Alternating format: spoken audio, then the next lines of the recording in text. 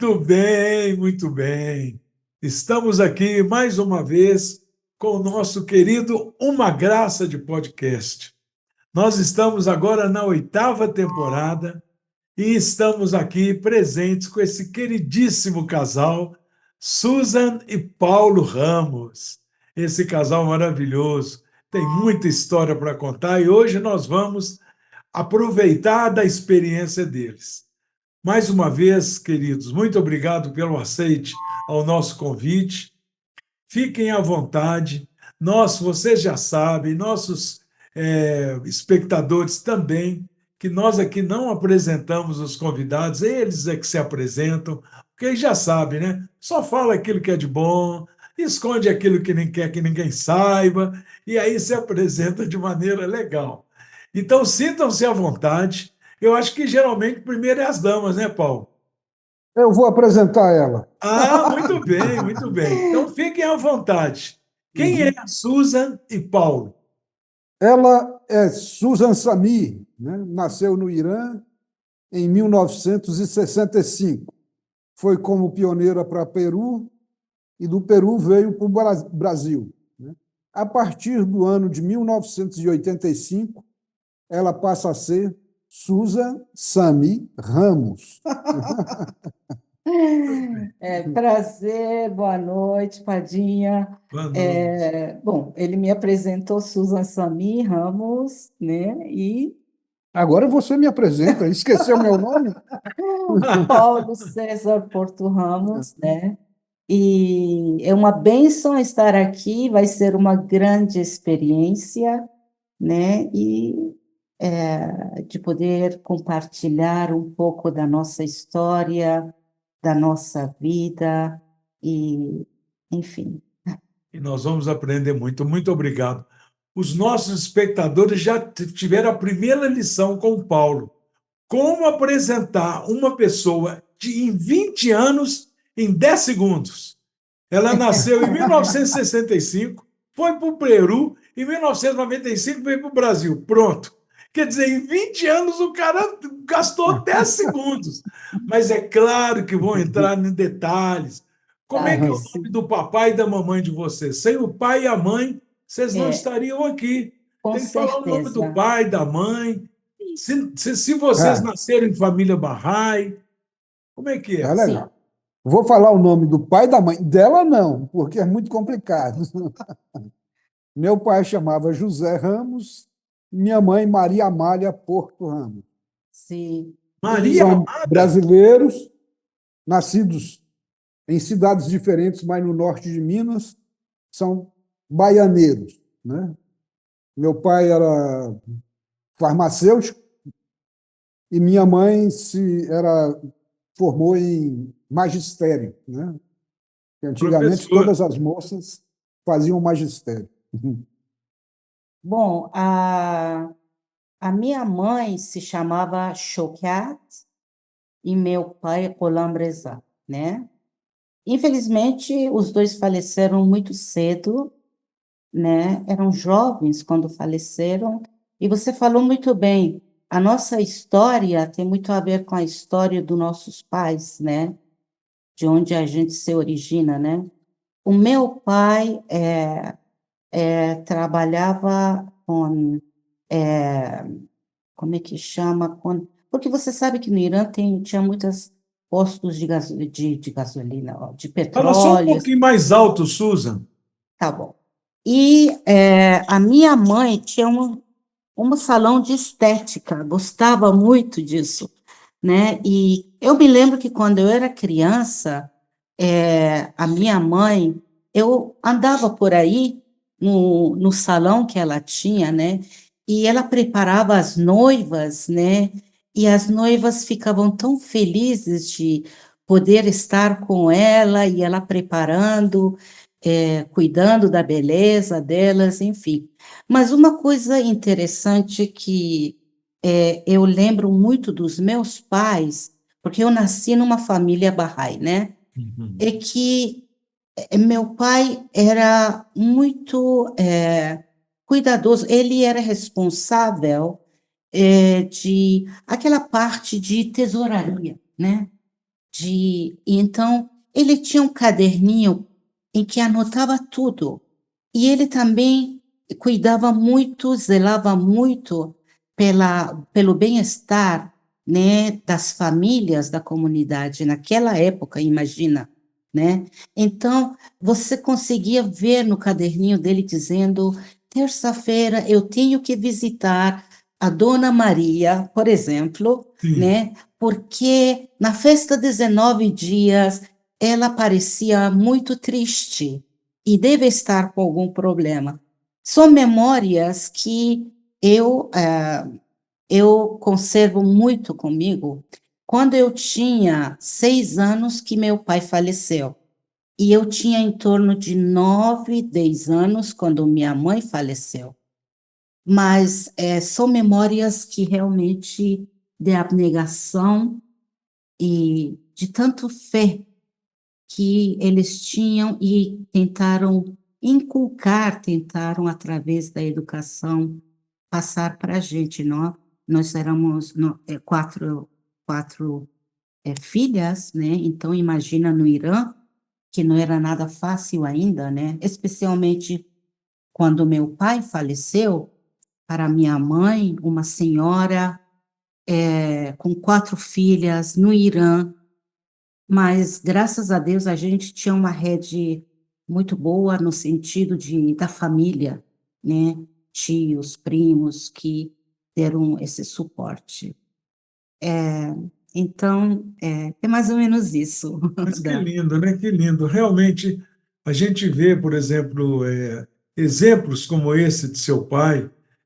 Que amor, que dedicação, né? A gente precisa de lembrar disso, não só de ficar emocionado com histórias como essa, mas tentar emular, né? Tentar seguir o exemplo, né? Quantas vezes a gente vai em reuniões barrais, em Festa 9 Dias, e outras reuniões também festivas, que não são nem barrais, de amigos, festas de aniversário, e a gente percebe amigos presentes naquela festa que estão assim com semblante preocupado, triste.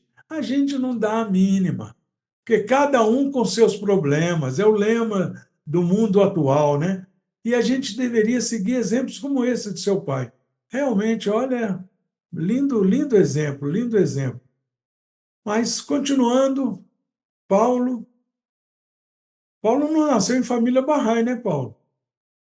Não, Quando a gente fala meus, que não nasceu, já aproveita e já dá logo aquela emendada. Como é, é que conheceu não, a fé, entendeu? Porque eu é vou mágico, dizer, às vezes é mágico. a minha família não era Bahá'í, aliás, não é até hoje, só eu, né? E Quantos eu irmãos, conheci a Paulo? fé aos 21 anos, né? Eu tinha 21 anos quando eu conheci a fé. E uma vantagem de você nascer numa família Bahá'í é que você já é educado naquilo, né? Mas eles nunca vão ter o sentimento que eu tive quando eu conheci a fé, né? É como um sequioso no deserto, de repente, encontra aquele oásis, né? E sacia a sua sede. Depois tem uma mãozinha, pega a gente e joga lá de novo no deserto, mas esse sentimento não tem igual, sabe? Você, com muita sede, encontrar uma fonte de água límpida. É fabuloso, né? É verdade. Isso foi muito impactante na minha vida toda. E minha família católica, mas não tem problema, eu rezo para eles todos os dias. Meus pais também faleceram, minha mãe, eu tinha 15 anos, meu pai faleceu em 2005, e sempre a gente faz orações por eles, vamos seguindo. É. E quantos irmãos, Paulo? A família era grande? A minha família é grande, eu tenho 5 irmãos, 4 irmãos e uma irmã. Agora, a história de como Paulo conheceu a fé foi muito interessante. Toda vez, durante todos esses anos, toda vez que ele tem oportunidade de contar, eu particularmente, é como se fosse a primeira vez que estou ouvindo e me emociona muito. Se ele tiver oportunidade de contar, Por favor, por favor. Uhum. Eu trabalhava na Avenida do Contorno, ali próximo àquela avenida que vai para o bairro Senhor Nossa Senhora de Fátima, né? Eu já até esqueci, tem tanto tempo que eu saí de Belo Horizonte. E ali o movimento de carro nas ruas é muito intenso, né? E eu trabalhava ali perto, né? E eu precisava ir no banco, que ficava lá na Praça 7. Aí fui eu e um amigo, né? E quando a gente passou ali na rua Rio de Janeiro, tinha uma feira de livros. Aí eu falei, poxa, eu quero comprar um livro de Carlos Drummond de Andrade. E comecei a parar de banca em banca perguntando, né? Ninguém tinha.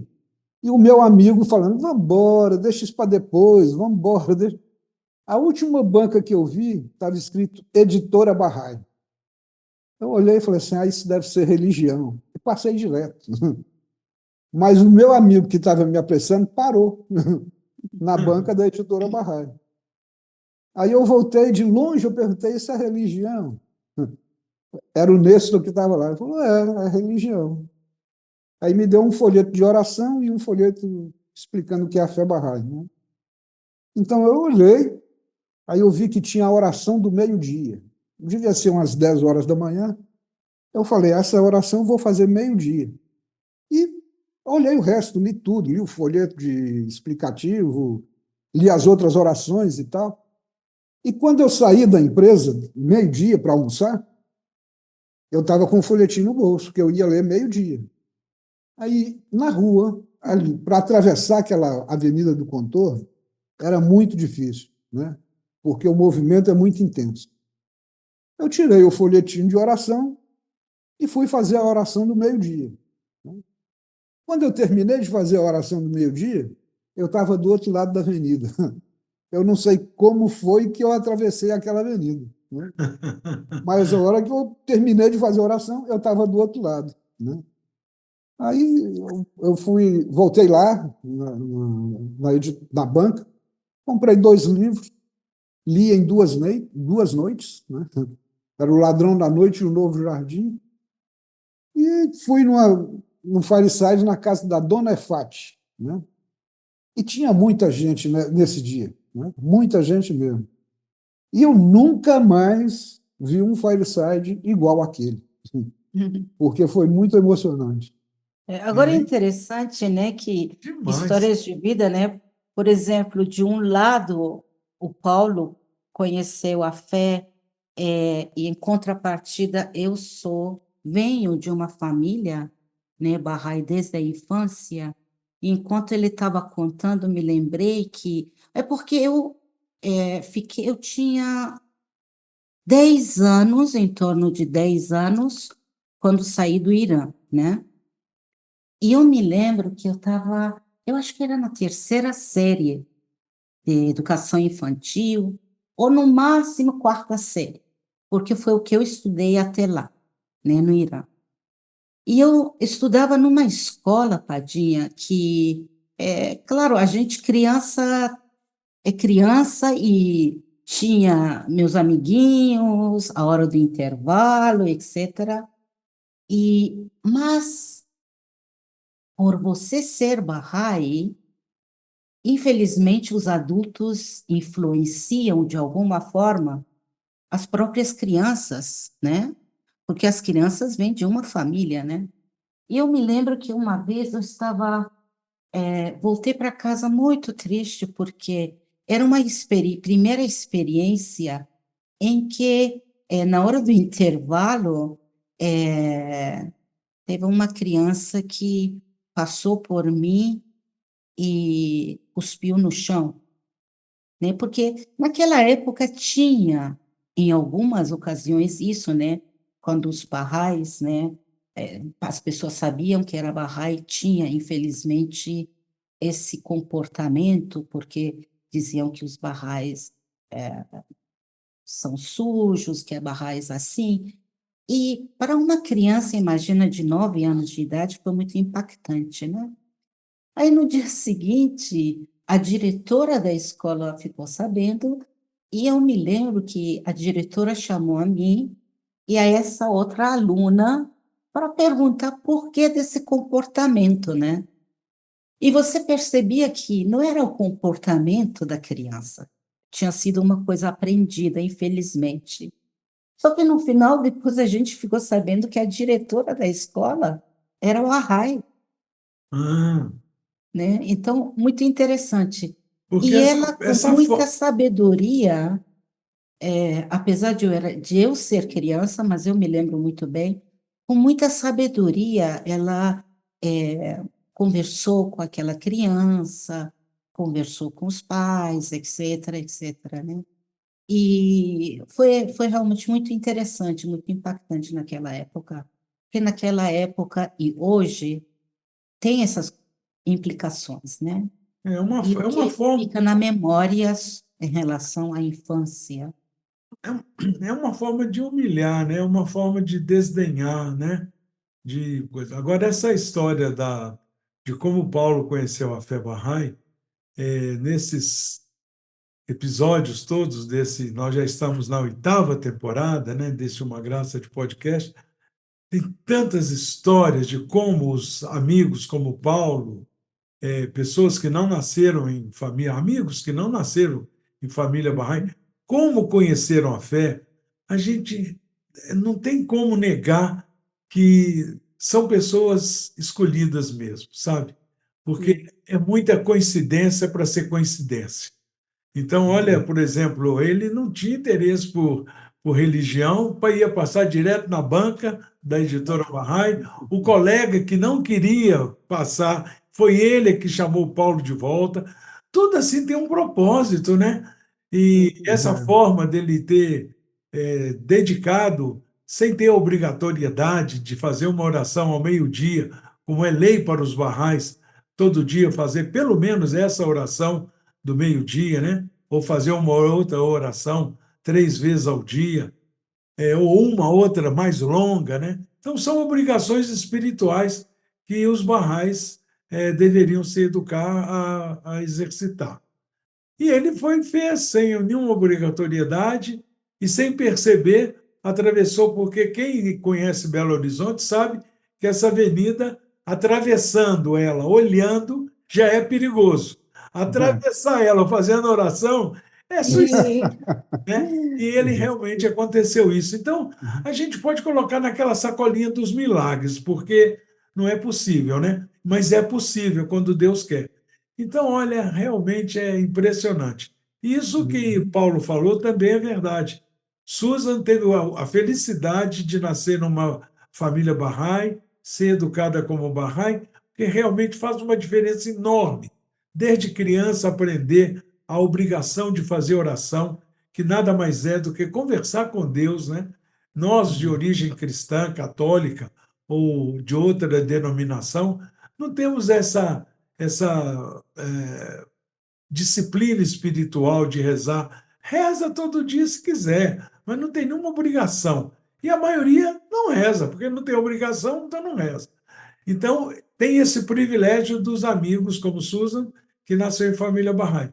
E tem o privilégio e a alegria, como é o caso do Paulo, de não ter nascido, mas experimentar, conhecer uma religião que não é aquela que ele nasceu e está com a mente e o coração aberto para poder pesquisar, que é um dos princípios Bahá'ís, né?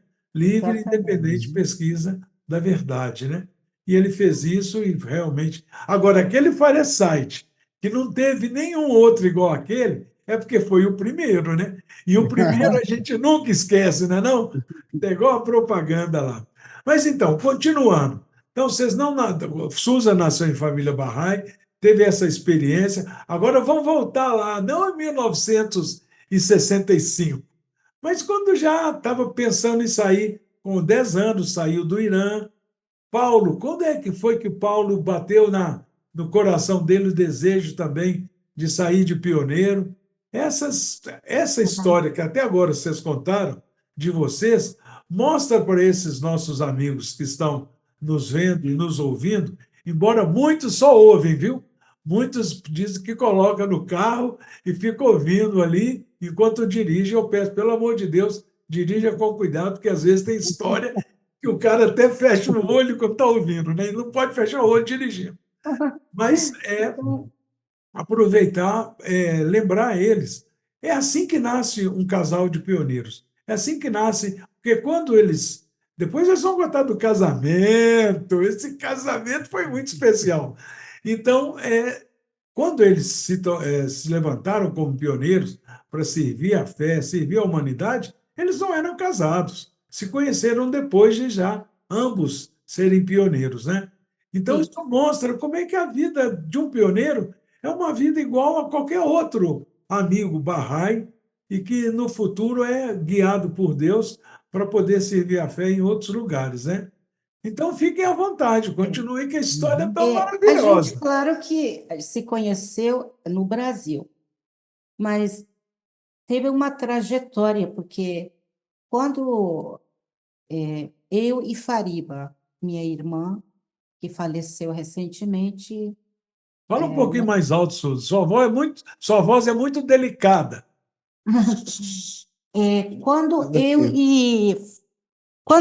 eu saí do Irã,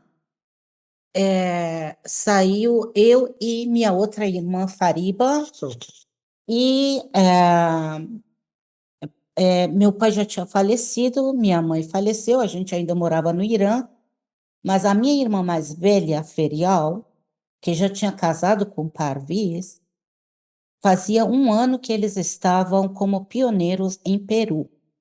Então, quando minha mãe faleceu, nossa outra irmã que estava com a gente já estava para casar, estava noiva, ela permaneceu no Irã e eu e Fariba fomos para Peru para viver com Ferial e Parviz, né? E foi realmente uma experiência muito interessante e gratificante, porque hoje, pensando a respeito, estávamos nesse processo desde quando a gente era criança, né? Era nova língua, nova cultura e novos aprendizados, né? Em Peru, tinha uma comunidade fantástica, morávamos em Arequipa, mas por outro lado também tinha seus desafios, né? Ferial e Parviz já estavam morando há um ano lá, e Ferial estava grávida, inclusive, do primeiro filho, e foram. Sempre me surpreendi, foi exemplo para mim, a abnegação de Ferial e Parviz, no sentido de realmente aquele espírito de pioneirismo de vamos, porque estão precisando. E Peru era um país que realmente se precisava, era uma decisão muito importante, mas muito pé no chão também, com suas dificuldades, mas também com as bênçãos, né? Então, quando eles foram, é claro que consultaram para ver onde que se precisava, por que se precisava, e para ter uma ideia, quando eles moravam no Irã, falar de Peru como um país, a gente nunca tinha ouvido falar. Tinha que ir no mapa para ver onde fica Peru. Então, eu e Fariba, com o falecimento da minha mãe, fomos, e então começou daí o nosso caminhar também como pioneiras, né? Ficamos em Peru 4 anos, e depois, engraçado que nossa vida sempre foi, bom, agora onde vamos, onde que a causa precisa, né? E depois fomos em família, isso antes de conhecer ainda o Paulo, viemos para o Brasil, eu era pré-adolescente, tinha 13, 14 anos no máximo, e fomos para Brasília também nesse sentido de uma necessidade, né, do Brasil, se precisar, eles sempre consultavam com conselheiros, com a Assembleia Nacional, né? E ficamos alguns anos em Brasília, e depois surgiu aquela necessidade do é, ah, institui,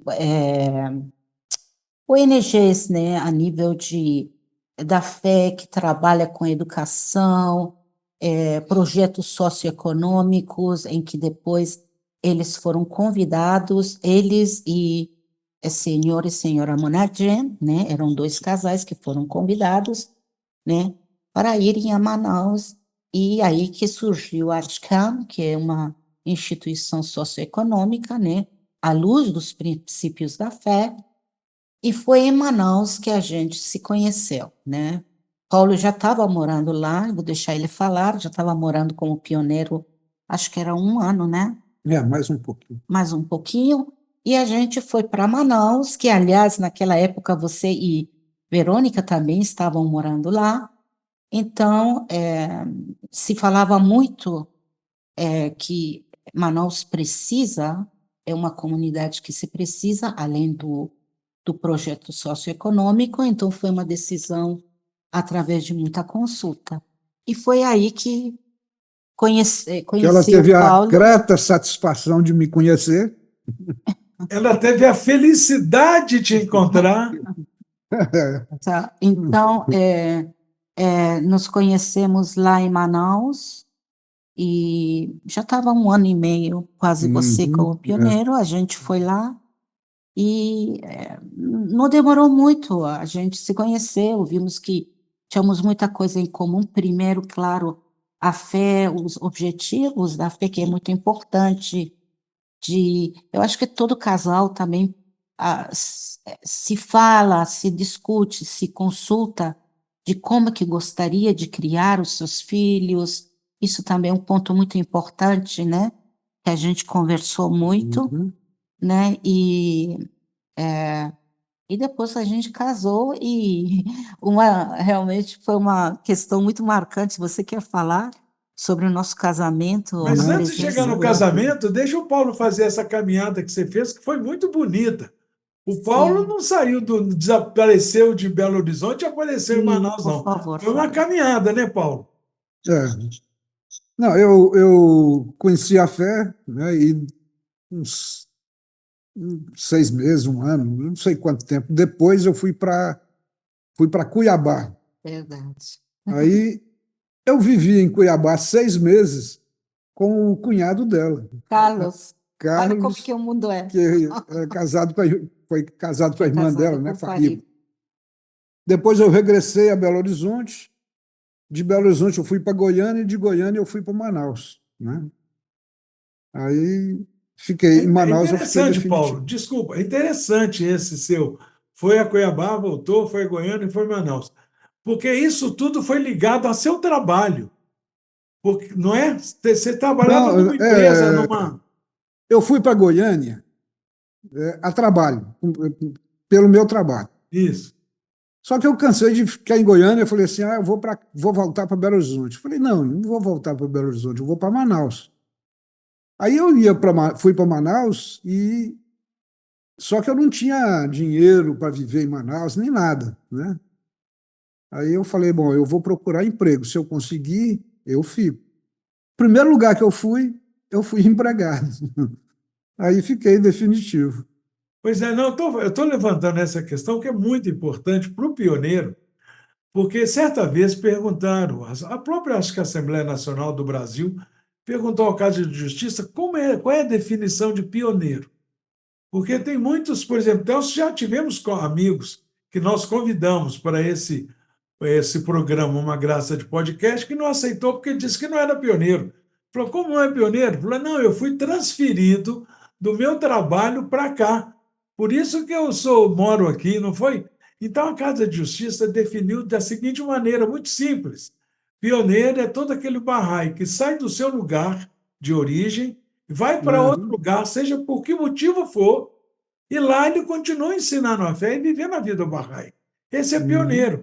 Então, muitos amigos que saíram, que desejam sair de pioneiro, mas igual você, que ficou preocupado, que é uma preocupação altamente importante. Como é que vai sobreviver, né? Então, preocupado com o trabalho, se consegue um trabalho numa empresa que essa empresa pode transferir ele para uma meta de pioneiro. Opa, esse cara é pioneiro, né? Então foi assim Aham. também o Paulo Ramos nasceu como pioneiro, de uma forma mais ou menos assim. Só que você foi com coragem, né? Porque você foi desempregado e chegou É. lá, graças a Deus, conseguiu um emprego, Aham. né? Porque já E estava É aí, tudo isso aí. planejado, né? Estava tudo combinado comprada já. casamento.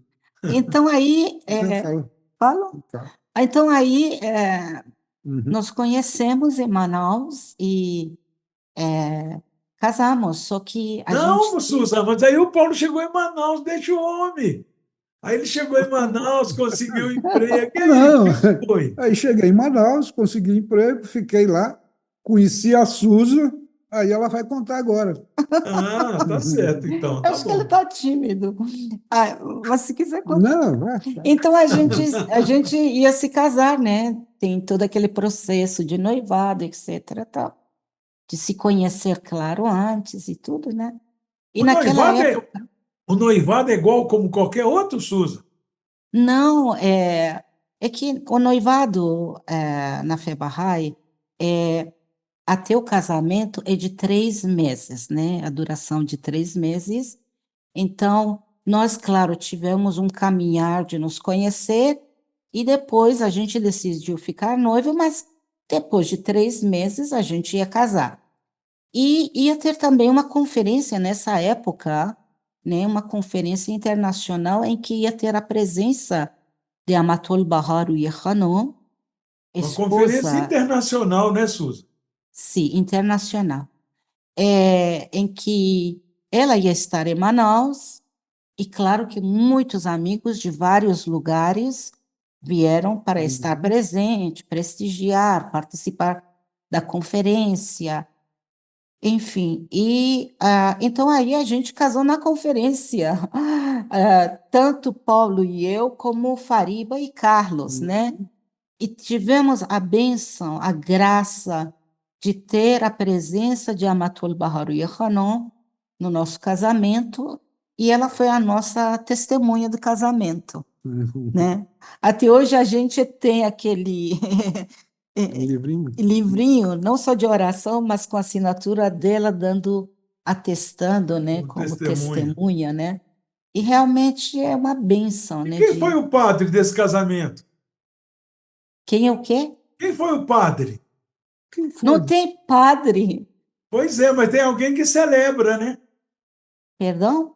Mas tem alguém que celebra o casamento. Ah, tá, entendi. Sim, Padinha, você estava lá. Eu fui o celebrante, cabeção. Pois Não é é. sim. possível, isso não sai do meu coração, essa alegria. Eu ia chegar lá. Nosso querido Padilha, claro, né? E tinha também outras pessoas, né?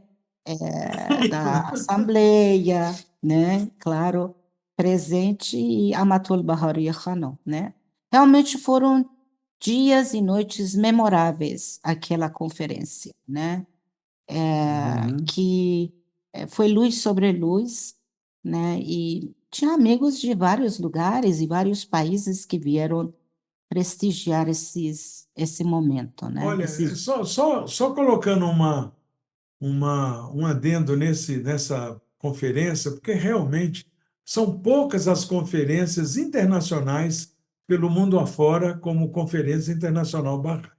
E o Amazonas foi abençoado com essa conferência, graças muito a esse trabalho que você mencionou, da Ferial e do Parvis, da Catarina e do Farrang, com a ADICAM, com essa associação que você mencionou, que você também trabalhou muitos anos, que Paulo também trabalhou, que Fariba trabalhou, que muitos amigos deram a sua contribuição e foi graças a esse crescimento. E vieram barrais do mundo inteiro participar dessa conferência. É uma conferência para os amigos que não têm muito conhecimento, é uma conferência de tamanha envergadura e importância que quem abriu a conferência, em respeito à comunidade Bahá'í, em respeito aos governos constituídos, quem abriu a conferência foi o governador do estado do Amazonas, que na época era o Gilberto Mestrin, e que se tornou, ele já era um amigo muito querido da fé, porque ele via a importância de todo esse trabalho Bahá'í que era desenvolvido dentro dessa associação. Então, esse é o porte dessa conferência. A nossa Assembleia Nacional estava em peso, Mãos da Causa estiveram presentes, que é uma instituição na fé Bahá'í, que hoje não existe mais, mas os conselheiros também tiveram presente. Enfim, foi uma conferência maravilhosa, né? E nós tivemos, em particular, Verônica e eu, o privilégio de nosso primeiro filho, Raul, ter nascido no primeiro dia, praticamente, da conferência, e ele entrou no livro dos recordes da comunidade Bahá'í, como o Bahá'ízinho mais jovem a participar de uma conferência internacional. Ele Oh, tinha meu 3 dias Deus. de vida. Aí nós levamos ele no Teatro Amazonas, porque é onde foi realizada a conferência, e apresentamos ele para a comunidade. Foi uma alegria indizível. E aí, só para colocar mais alguns ingredientes, porque essa conferência foi, além do casamento de vocês, da Fariba, do Carlos, da presença da Mão da Cal, Yohanan. viúva do Guardião, foi realmente uma conferência espetacular. Realmente era perceptível a alegria de todos os participantes nessa conferência. Era, não dá para descrever o tamanho do amor, da abnegação, de se sentir abençoado, abençoada, cada um que estava nessa conferência, né? E com tudo que aconteceu, né? E especialmente a presença de Amatul Bahari Yohanan. Realmente foi uma conferência maravilhosa, maravilhosa. Nesse período, Susa e Paulo, que vocês estavam ainda na Andicamp, que depois você, num outro período, talvez você vai chegar lá, você também ajudou na direção da associação. Mas teve algum episódio que foi marcante? Como você já contou alguns da sua infância que foi marcante, vocês lembram, vocês dois, de alguma situação que foi marcante, que falou, olha, essa história não sai da nossa cabeça, aconteceu isso e tal, porque às vezes tem histórias Sim, espetaculares, sim. né? É porque, como a ADCAM é uma instituição que trabalha com a educação e à luz dos princípios da fé, não é uma instituição que tem o objetivo de doutrinagem, nada disso, mas sim de realmente trabalhar a educação integral, como Abdul Baha menciona, né? A educação física, humana e espiritual com as crianças e adolescentes. Então, e não só adolescentes, porque também tem cursos técnicos e já teve uma faculdade com vários cursos. Então, o impacto na vida de muitas pessoas, sejam crianças, adolescentes, jovens, até grupo de idosos que se tem ainda hoje, é muito impactante. E não é só o impacto na vida dessa pessoa, mas porque essa pessoa está inserida em uma família. E é como se irradiasse, porque é o indivíduo, a sua família, a sua vizinhança, seu bairro, e assim vai se espargindo, né? E realmente, sejam pais das crianças, ou sejam alunos da faculdade, ou sejam alunos do curso técnico, à sua época, realmente você via uma transformação muito significativa na vida dessas pessoas. E quando eu falo significativa, no sentido de. Hoje a gente fala muito de empoderamento, virou uma palavra que muito usamos, mas realmente, no seu âmago, essa palavra existiu e existe através dos trabalhos realizados na instituição NADCA, né? E conexão com o divino, independente de religião que você tenha, a importância dessa conectividade do indivíduo com o divino, né? a importância de adquirir qualidades espirituais é muito trabalhado aí. A importância, digamos, da profissão que você pensa em seguir e como que isso não só vai melhorar a sua vida profissional individual, mas também o impacto que deixa na sua comunidade também é muito vivo, né, nos trabalhos que as pessoas lá realizam. Então, tudo isso é vivido, sentido e desenvolvido com as pessoas que a instituição durante anos trabalhou e trabalha, né? Muito bem. Nesse É, período, vocês estavam em Manaus, aí depois surgiu uma oportunidade de vocês prestarem um relevante serviço também no Chile, né? Quando foi sim, inaugurado o Templo da América do Sul, sim, vocês tiveram um período lá. é. Conta um pouquinho desse Mas período. antes de chegar no Chile, você me Ah, fez lembrar de é que a palavra que você usou me fez lembrar o que foi marcante. Eu me lembro, eh, vamos dizer, de conhecerem as pessoas também a fé, porque decidiram conhecer.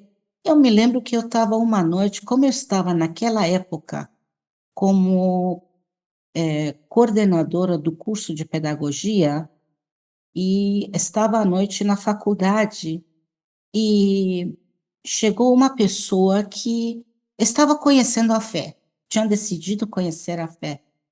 E ela chegou comigo na minha sala e sentou e falou: "Quero conversar com você". A gente já, claro, se conhecia. Eu nunca me esqueço. Ela sentou naquela cadeira e falou: "Susan, eu fui para casa, mas não conseguia dormir". E eu falei: "Algum problema? Que eu posso ajudar?". E ela falou: "Não, eu quero me declarar Bahá'í.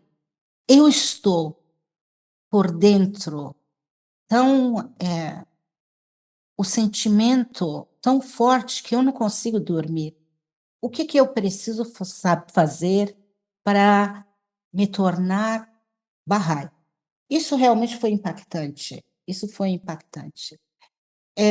Mas não foi a única e não é porque abraçou a fé, mas realmente houve uma transformação. Mas, enquanto a gente estava em Manaus, antes do Chile, né, quer que é, eu é, conte do William? A desculpa, gente Susan. foi como pioneiros antes do Só para Chile. você explicar um pouquinho, quando fala, porque tem muitos amigos que não são barrais que nos assistem. Eu sempre, quando acontece isso, eu peço para dar uma explicaçãozinha, para aí que esses amigos ficam esclarecidos. Não fala declarar barrai, o que significa isso? É dizer de coração, porque é uma conexão entre você, o indivíduo, e com Deus. É dizer: "Eu aceito a fé Bahá'í. Eu quero ser Bahá'í. Eu quero seguir os princípios da fé Bahá'í. Eu quero ajudar a humanidade. Eu quero ajudar a minha vizinhança. Eu quero me tornar uma pessoa cada vez melhor". Uhum. Então, é uma série de coisas que, você É, se declarar Bahá'í, para se declarar Bahá'í, tem que acreditar que Bahá'u'lláh é o manifestante para a nossa época, se que o Bab é seu precursor e que Abdul-Bahá é o centro do convento. Então, acreditando em todos esses princípios, ele diz: olha, eu acredito e eu quero e eu ser. quero declarar Bahá'í. Então, porque existe uma declaração, um cartãozinho que a pessoa assina, e isso é para a administração ter condição de Para conhecer os registro, barrais. mas Né? não Muito é, bem, É para a administração barrai. é. muito bem. Então, se tem algum amigo aqui que não se declarou e deseja, agora ele já está É só formado, dizer, sabendo como é que faz, é quais são só os passos, dizer. né? Sim, sim, Muito porque bem, realmente é uma coisa muito íntima, né, pessoal. mas não tem como consequência algo só íntimo, porque, na fé Bahá'í, uma coisa que é muito importante é servir. Servir a humanidade, servir de alguma forma, ajudar nesse processo da melhora do mundo, né. Mas, Padinha, a gente estava em Manaus, a gente não foi para Chile. A gente, de Manaus, ficamos 4 anos como pioneiros na fronteira do Brasil com Colômbia. Moramos 4 anos em Tabatinga. Depois voltamos para Manaus e de Manaus fomos para o Chile. Mas uma coisa interessante desses 4 anos em Tabatinga, você sabe que fronteira não é brincadeira, né? Não é nada fácil. Tabatinga, fronteira com Letícia, na Colômbia. Sim, e aí a gente estava em Manaus, William tinha em torno de 3 anos. Era pequenininho. William Paulo foi com outros amigos, foi para a Colômbia para um treinamento de 2 meses, não foi? Né? 2 meses. E quando voltou, se falou muito, ele falava muito que tinha Tabatinga e que lá estavam precisando de pioneiros e que realmente é uma cidade cheia de potencialidades, mas tem pouquíssimos barrais, então precisa-se de ajuda, etc., etc. E por se ser uma fronteira, então realmente a coisa era mais necessária, vamos dizer assim. Aí ele veio com isso, passou 2 meses em Colômbia, em Instituto Rurí, não foi? Uhum. E quando veio compartilhar comigo. E a gente, ok, vamos, vamos. E fomos. E eu me lembro que William tinha 3 anos, imagina. E na Colômbia, nós fomos para Tabatinga, não fomos para Letícia, né? Sim. Mas as duas cidades são ligadas, é só atravessar uma avenida, uma rua, Que que você já mudou de país, né? É. Mudou de cidade. E nós procurando casa para alugar, não encontrava casa. Aí o cara falou assim, ó, tem uma casa ali muito boa e tal. Aí eu fui ver a casa até ajeitadinha, né? Aí eu falei, ó, aqui, tá legal essa casa. Ele falou, só tem um probleminha. Eu falei, qual? Não tem água. Um probleminha não ter água, né? Aí eu tinha sei que seus vira e mexe, nós desafios. falamos, não, vamos alugar em Letícia. Alugamos uma casa em Letícia, que era de um narcotraficante.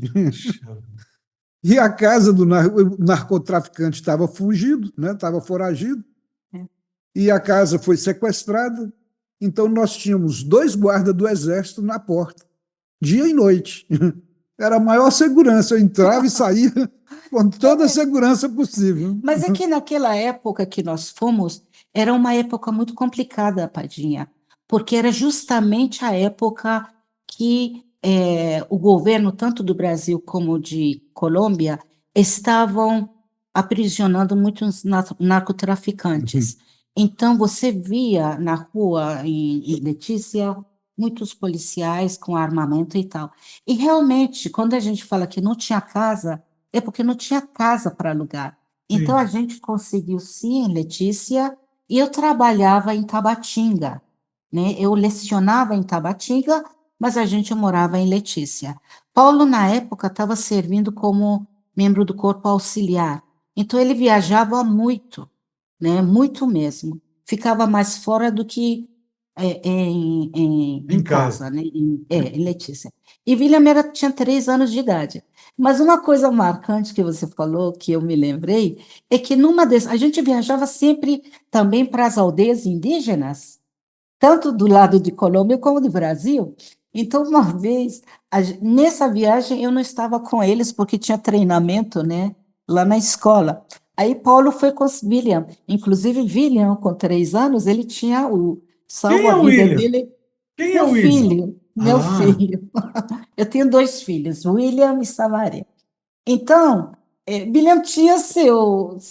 Agora imagina a cena. Tinha seu salva-vida desse tamanhozinho, muito pequenininho, porque ele era pequeno, né? Lindo.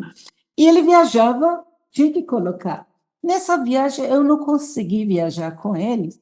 Aí estava Paulo, o motorista, e o William. Quando eu falo motorista, é um motorista De barco. mas não é barco como a gente conhece, era uma banheira. é uma, Juro, é uma canoa com motor. Era uma É, coisa muito pequena, de fibra de vidro. fibra de vidro, era muito pequena. Voadeira, eles chamam de voadeira. É, E aí ele era tão pequeno que depois de alguns anos, quando eu vi essa voadeira de novo, eu falei, meu Deus, como é que a gente tinha coragem de entrar nisso? Sem brincadeira. Então, o que que aconteceu? Quando eles voltam para casa, Paulo foi me contar que estavam no meio do rio, né? era um dia de tempestade, né? De muita. Chuva. Não, não era só chuva, né? O rio estava agitado. Muito agitado. Cheio de Então, banzeiro. Banzeiro, muito banzeiro. E aí eles estavam indo para visitar alguns amigos nas aldeias e não sei o quê, nessas comunidades. Aqui, esse barquinho desse tamanhozinho rachou no meio do rio. Agora imagina a cena. Ele com o William pequeno e o barco racha no meio. Aí tiveram que dar o jeito para ir na beirada. É, que ele para não abriu poder- de uma vez, né? Ele foi. Foi Abriu enchendo devagarzinho. porque ele tem dois cascos, né? Tem um casco em cima, onde a gente pisa, e o de baixo. O que segura mesmo é o de baixo. E esse de baixo é que abriu. Então a gente sentia que os bancos ia ficando mais largo, né? Aí o motorista conseguiu encostar. Agora, falando de Tabatinga e Letícia, Mas a gente tem antes dá uma pausazinha, porque nessa contação de histórias suas aí, eu lembrei de 4. Eu vou contar só 2. Uma é essa, quando você estava em Tabatinga, com esse problema de narcotraficante. Já teve um Aham. período em Tabatinga, quando Jefferson e Rosinha moravam lá, tinha até uma sede local, nós alugamos uma sede local. E sim, tinha o William Rodrigues, que recentemente foi para o céu. Ele era equatoriano, ele era membro do corpo auxiliar daquela região. E o William não sabia nadar. E ele elegia 10 assembleias locais ao longo do Rio. Ele punha uma boia e saía de canoa, remando, para eleger a assembleia local sem saber nadar. E naquele período, quando vocês estavam lá, era o período de narcotraficante. Quando Jefferson e Rosinha estavam lá, aliás, um pouco antes, quando a família de Dila, Dona Maria, a família dela, morava lá, o problema era comunismo. Eles achavam que os Barrais eram comunistas, porque tem princípio que parece com comunistas, vocês são comunistas. Então, os Barrais eram perseguidos por todo mundo, pelo exército, pelos não Barrais, né? Então, Aham. o período era o comunismo. Passou o comunismo, veio os traficantes de droga. Então, quer dizer, sim. Tabatinga e Letícia sempre foi muito abençoada, com muitas provas e dificuldades, sabe? Não, graças a Deus, nós não éramos comunistas E nem nem traficantes. traficantes. Exatamente, pois é. Fica no fogo cruzado, né, Paulo? Sim, era complicado, mas também foi muito bom. Não dá para não falar de duas questões enquanto a gente estava nessa fronteira. Uma foi o processo do Instituto. Colômbia já estava trabalhando, né, naquela época com materiais do Instituto e tal, então a gente teve a oportunidade, desde aquela época, inclusive com a ajuda do senhor Gustavo Correia, né, que visitava e orientava e tal, da gente entrar nesse processo e ter a bênção de estar nesse processo. O outro é falar, tem que falar do Olavo, que era, para os amigos que não conhecem, Olavo Novaes era um querido, muito amado amigo Bahá'í que dedicou anos da sua vida, Era né? paulista. Era paulista, sim. E então ele dedicou a sua vida em vários lugares como pioneiro, né? E também na época que a gente estava em Letícia, que faz parte de Colômbia, e Tabatinga, que faz parte do Brasil, ele estava também estava morando em Tabatinga. Uma sede Bahá'í de Hoje Tabatinga que ele tem uma digna e honrosa homenagem com o nome tem, dele numa escola, né? tem, tem, É. tem. Uhum. Tem uma escola, sim, Belém, mas é uma cidade... Olavo tinha muitas Marajó. histórias. Marajó, né? Marajó. Em- Olavo tinha muitas histórias. Eu tive o privilégio de sair para ensinar com ele várias vezes. Teve uma vez que, na Colômbia mesmo, o doutor Morragé ia dar uma palestra. Isso eu não estava, ele me contou. E era uma vila. Então, ele perguntou para o doutor Morragé ia dar uma palestra na praça. Aí ele perguntou a um cara de um bar, como é que faz para convidar o pessoal? Eu tenho um amigo que é muito importante, vai dar uma palestra hoje à noite. Como é que vocês fazem aqui para convidar todo mundo, para anunciar? Aí o cara falou, olha, a gente solta um foguete. E aí o pessoal já sabe. Ele foi e comprou uma caixa, né, com 12, e soltou uma caixa de foguete, a praça lotou. E a outra vez nós estávamos fazendo um relatório, e aí o Comitê Nacional de Ensino mandou para nós um telegrama. Na época era o meio de comunicação mais rápido, né? Mandou um telegrama pedindo para a gente mandar o nome da pessoa-chave. Aí o Olavo sugeriu que a gente respondesse o telegrama para que tipo de fechadura. Porque eu falei, como assim, que tipo de fechadura? Eu falei, ó, você quer uma pessoa-chave para abrir casa, que é para abrir para reuniões. Você quer uma pessoa-chave para aula de criança. Depende da fechadura, porque Olavo era demais. O Olavo, ele era uma pessoa, ele morava em São Paulo, né? Ele era dono de carrinhos de cachorro-quente, aí precisava de Empreendedor, eleger... empreendedor.